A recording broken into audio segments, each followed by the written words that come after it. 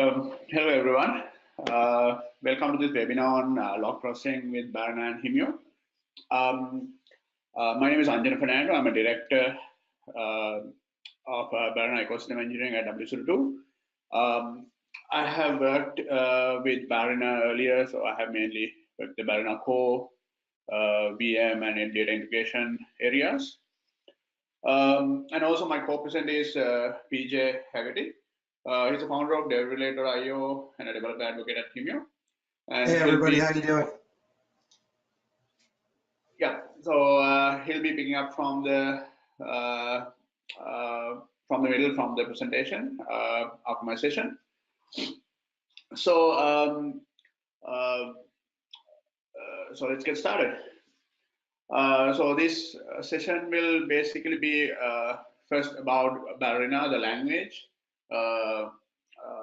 How it's special, what our aims in using Ballerina, and then we go to like how the integration with Humio basically improves our capabilities and our log processing abilities. So I'll start with the first part.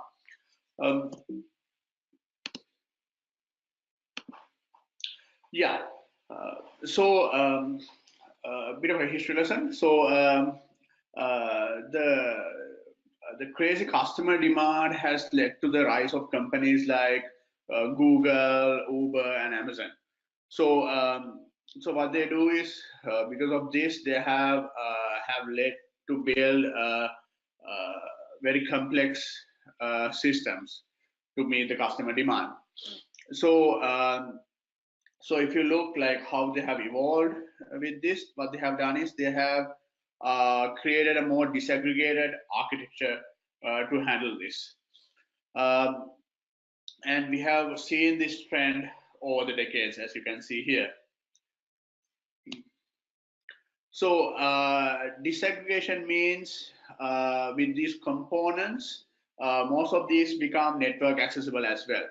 And these ones, we call them as endpoints. And these can be things that expose data, applications, APIs, microservices, and so on. So with this, everything becomes a programmable endpoint. And this number of endpoints are exploding.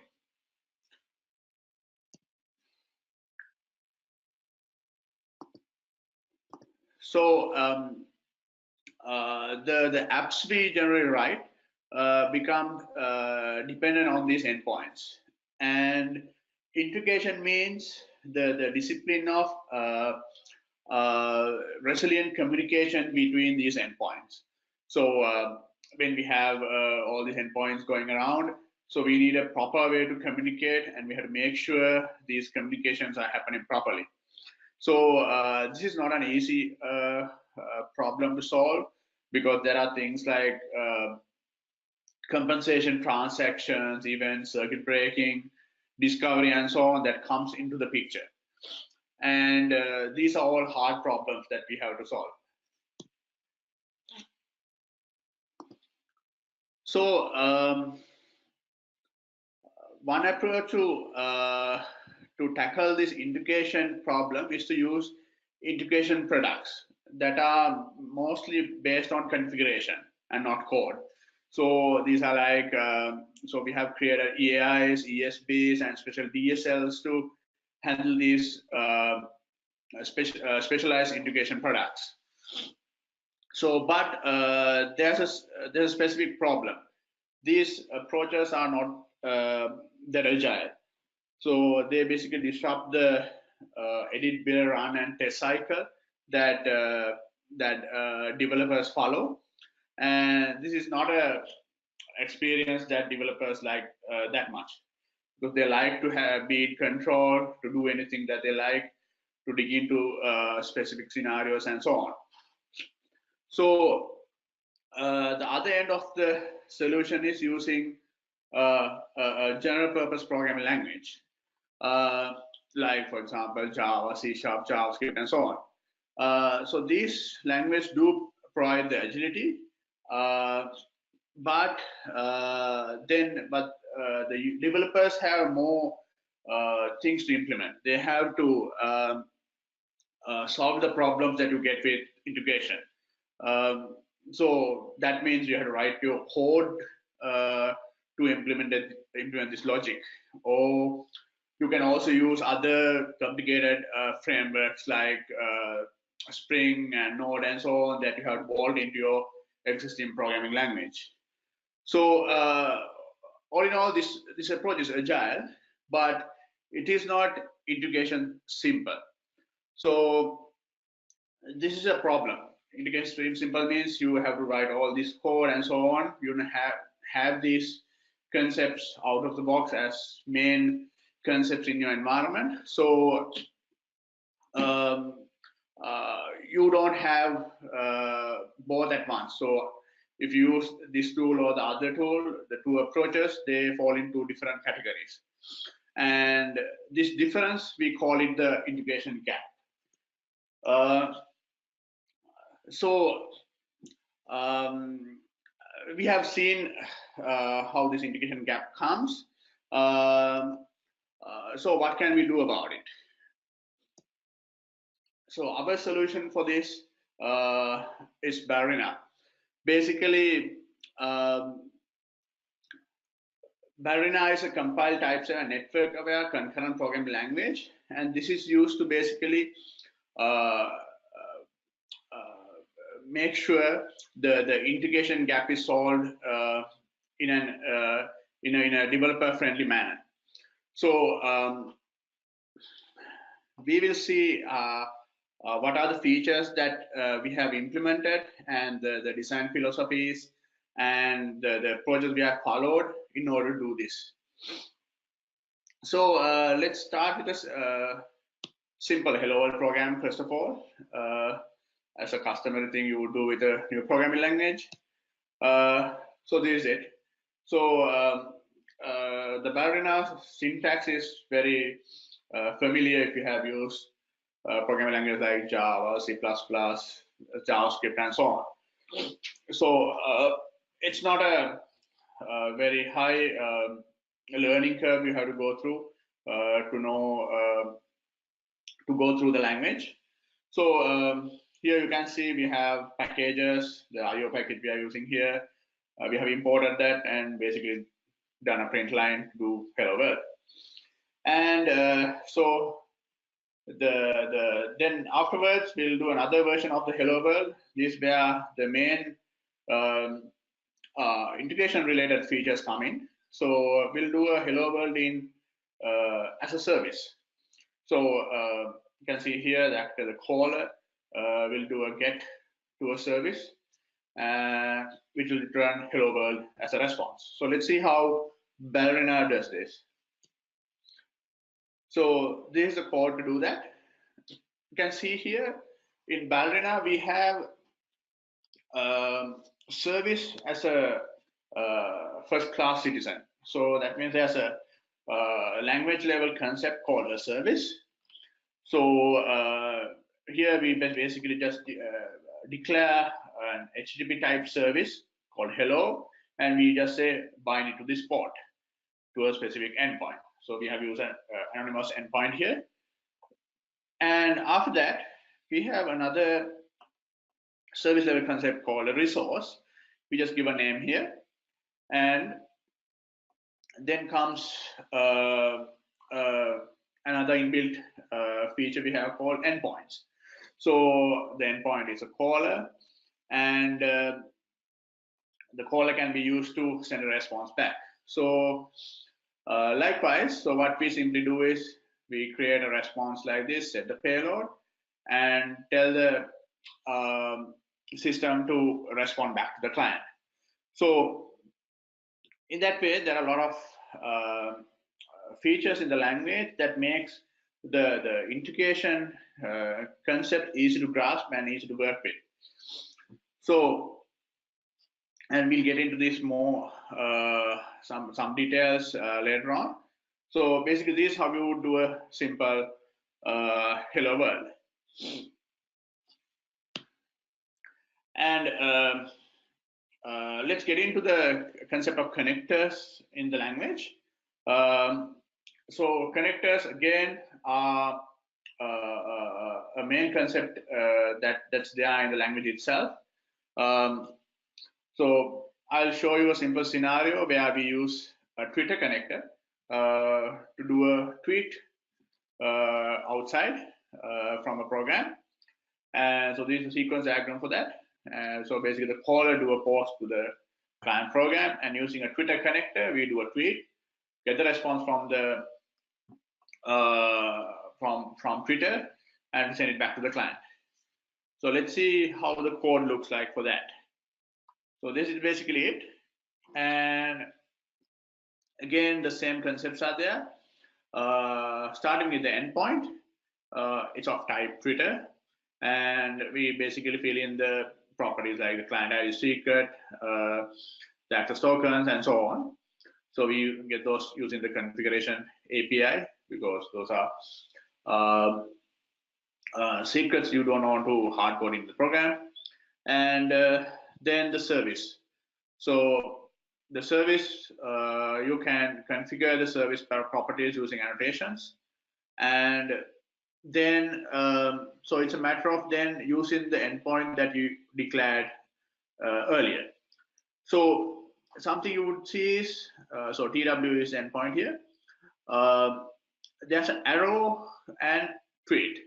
So arrow notation basically means it's an action that we do on the endpoint. So we make the specific distinction between function calls and actions in the language. So it gives the idea that we are actually doing a network call through a connector, not a simple normal function call. So so it's more clear when you look at the code and want to like see what you're actually doing here. So you can see here, we just call the action in the Twitter endpoint, we get the payload, and we respond it back to the client. So this is basically the same pattern we use with other type of endpoints as well. For example, even if you are using a database connector, so those also we have modeled as specific endpoint types. And let's look at some special support we have in the language for Docker and Kubernetes. So being a cloud native programming language, having this support is critical. So what we have done is we have gone a step extra by having like language level awareness for container systems and orchestration systems, where it's very easy to deploy to a Docker and a Kubernetes environment. So so what you do is when you are writing code and doing the deployments, you don't specially do any extra steps to deploy into these environments, but what you would do is while in the same code, you basically annotate your specific constructs like endpoints and services, saying, okay, I want to deploy this into a Kubernetes environment, and that's it. So inside the code itself, you have stated your interest, and after that, when you are building your Ballerina program, it will automatically build the Docker images and the Kubernetes artifacts for you. So then there's no additional program logic you have to write in your applications. Those are intact, but it's just a matter of adding some additional annotations to be compatible with this target environment. So you can see here in the endpoint, the listening endpoint, you just have to annotate it with the Kubernetes service annotation, saying the service type and output we have used here, and the name. And also in your service, you annotate that with the Kubernetes deployment annotation, which says what's the image you have to use, the name, and so on. And also extra configurations, for example, your secret information like the passwords, access tokens, and so on, you put in a YAML file. You can include those as well with this config map annotation. So likewise, you can see how it's very convenient using this mechanism. At the end, you do a build, and straight away you can deploy this into to Docker or to Kubernetes. And we'll look at some other features we have for service, the communication resiliency. So I'm taking one of those examples using circuit breaker. So we have more features like timeouts, load balancing, and so on also, but I'll be looking at circuit breaker specifically here. So we have a small demo scenario here where a client will be calling a service, here the hello service, and we do a outward call to another API. So here we call Simpson Courts. It's a web service that's hosted in the internet, and the problem with that service is it may work at times and it may fail at times. So there can be timeout issues, outages from the server, and so on. So to handle this, so we are using this circuit breaker pattern. The idea is when you do request to a target endpoint, if it fails at some point and it fails for some time, there's no point in hitting that same service from our client continuously, because being failed for several times, there's a high chance it will keep on failing for a longer time. So then it makes sense for us to handle the failure for some time and to retry later without adding more load to the target service and delaying our logic as well. This is that scenario. So when we are calling Simpson Courts, so if there's an outage here, what we do is our circuit basically trips, and the circuit basically goes to an open state. Then we don't go to the external endpoint, rather we stay at our service itself and do some logic there. And after a while, we can retry the service later. So you can see this is how we do it.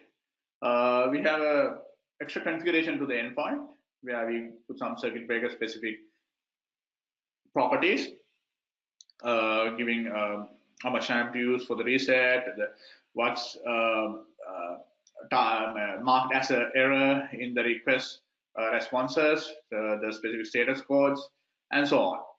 So then when we are doing a call, you can see here the endpoint called Homer. We do a get to that. The response can either be the successful response or it can be an error. So error means most probably the circuit is open. We can do some other actions to handle that. So this again shows how the resiliency features of Ballerina works. So they are built into the endpoint services that we offer, making it easy to program with without using any external libraries and so on. And another main concept of Ballerina language is sequence diagrammatic. So that means, so I have shown you few sequence diagrams earlier to show some scenarios. So because that's the natural way of showing a flow of what's happening when multiple systems are in use.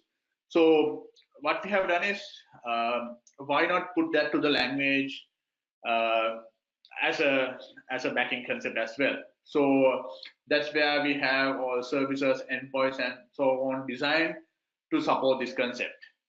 So basically, from the service, the caller, all our code and the constructs are compatible with the sequence diagram model. And what we can do is, even in our tooling, if you go to the Ballerina Composer, all the code we write, it will automatically give you a a sequence diagram view of the code. So concepts like endpoints, workers which are like parallel executions in the programming language, those are very naturally visualized as a sequence diagram there. So we have this support in the Ballerina Compose and also in our VS Code plugin. So it's a very easy and natural way to visualize what you have done, the high level design and the flow of your program. So let's go into the observability aspects of the language.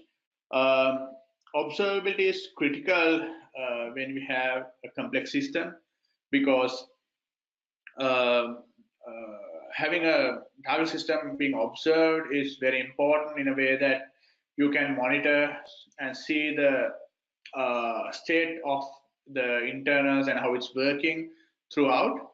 Rather than waiting for an incident or issue to happen, we can predict and take measures beforehand. So because of that, having the observability features in your applications and the runtime is very important. So what we have done is in the language and the runtime itself, we have baked in some observability features to help with this. So we have distributed tracing, metrics for aggregatable information, and of course logging facilities as well. So let's go into some details on this. So the tracing features, we do distributed tracing using the open tracing standard. So that means any open tracing provider can be possibly supported with Ballerina. So we have currently implementations for Jaeger and Zipkin.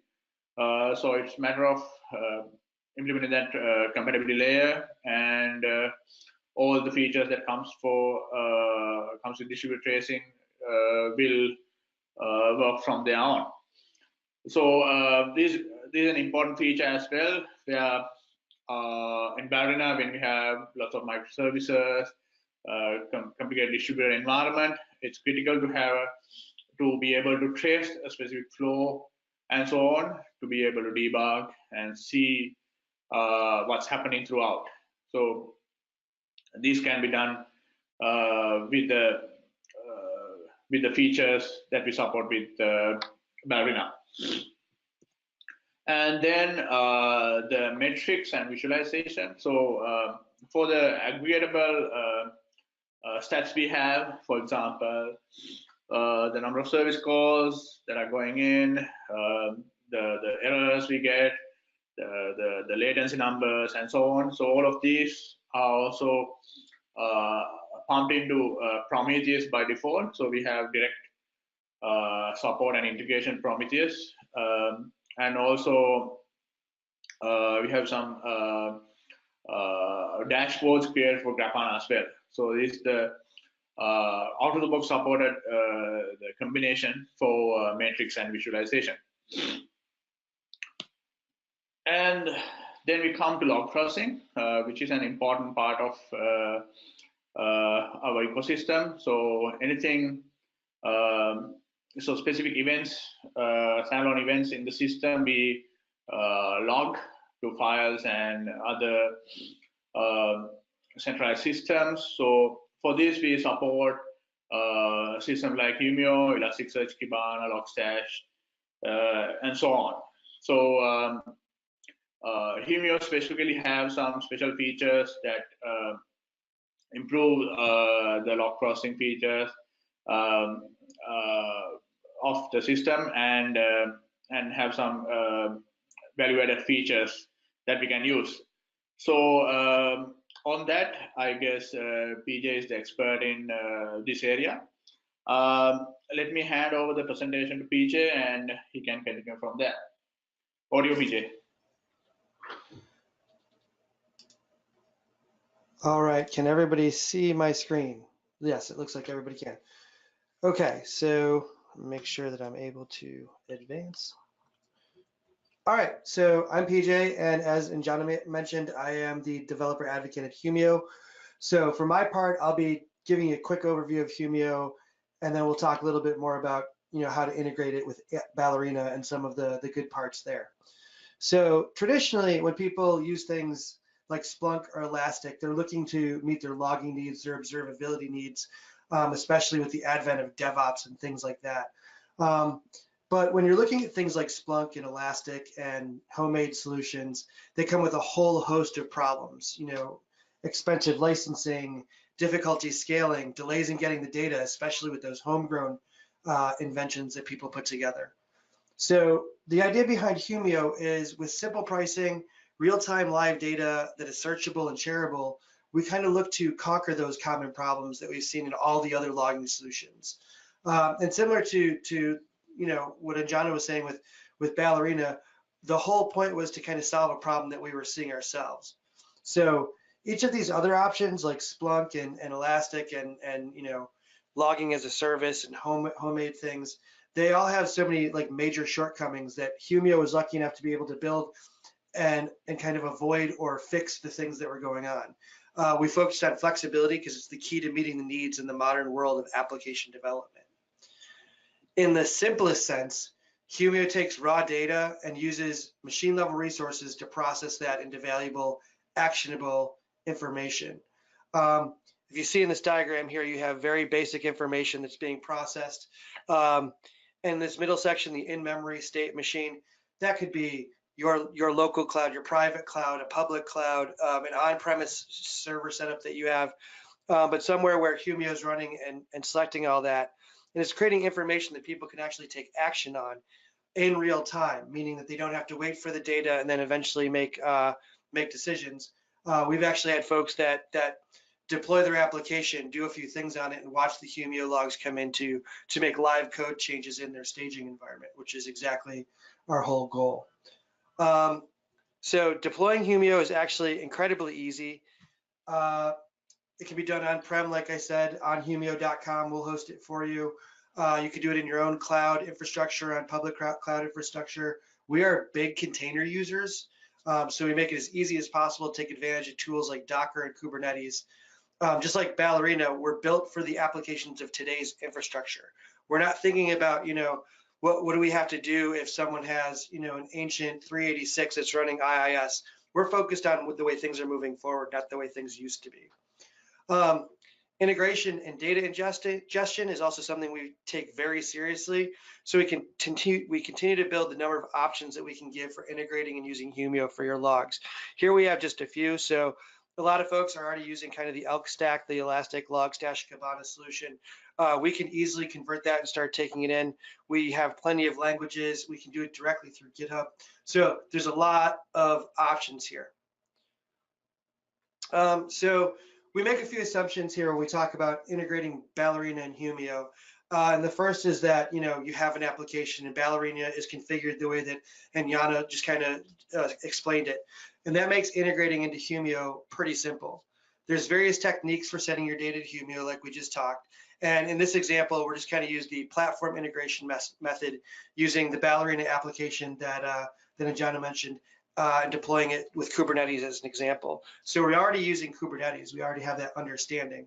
So we'll start with Helm, the Kubernetes package manager. That's really easy to install, and you can find that. Our next goal is once we have Helm installed, we're going to create within our project a file named humio-agent.yaml. And we have all the directions for this in our documentation, so feel free to check that out. Once we've done that, we'll replace the host section of that file with the host name of our Humio installation. So if you're hosting it at Humio, it's maybe cloud.humio.com with some specifics, or if you need your own servers or your own setup. Then we'll take the ingest token that we have on our Humio account, assuming you've set that up. We'll take that from the repository and enter it into the ingest token section of the YAML file. Then all we need to do is run a simple Helm command to get the logs running. And you see it right there. It's just Helm install stable fluent bit with the information that we've provided, so it's going in the right place. And that's really all there is to it. So you have your Ballerina app set up. You're able to ingest your logs in Humio, and in absolutely no time, you start to see what's going on. Just 5, 6 simple steps, and you're ready to roll. And we actually have a blog post with more in-depth directions and links to see that, and I'm sure we'll link it at the end of the webinar. Again, just like with Ballerina, if you get in any trouble, we have docs, we have support. Feel free to jump into our Slack, hit us up on Twitter, whatever it takes. We want to make sure that you're getting the log interaction that you need. There's people always standing by. So between Humio and Ballerina, you can create the connections necessary to bring together all the pieces of a modern microservice architecture. And with the focus on the information you need and the application performance you want, Ballerina and Humio team up to provide the full package. That said, as Jana mentioned, there's going to be many pieces that are part of your ecosystem, from cloud runtimes, configuration systems, messaging, protocol, service meshes, databases, observability. These are all key components to making sure your application runs well and runs all the time. And Ballerina and Humio try to work together to kind of bridge making these parts flow together seamlessly. Additionally, if you want to learn more or get involved with Ballerina, you can take a look at these links here. It is an open source project, so Jana, I'm pretty sure people can jump in and help out if they want to fork and pull and do all the good things involved in open source. Is that correct? Yes. So we are a fully open source project. Anyone can get involved with the discussions and also help in issue reporting, documentation, anything. So all the discussions are open and public. So we welcome any participation from anyone. Awesome, and it's cool that you build a community around these open source projects, and it's wonderful that Ballerina has reached out and we have the opportunity to kind of bridge the gap between a great open source project and a wonderful observability tool in Humio. So hopefully everybody got a bit of information out of that, and I think that's all we have. And Jana, correct me if I'm wrong. Is that us for now? Yes, that's it. I hope everyone enjoyed the session.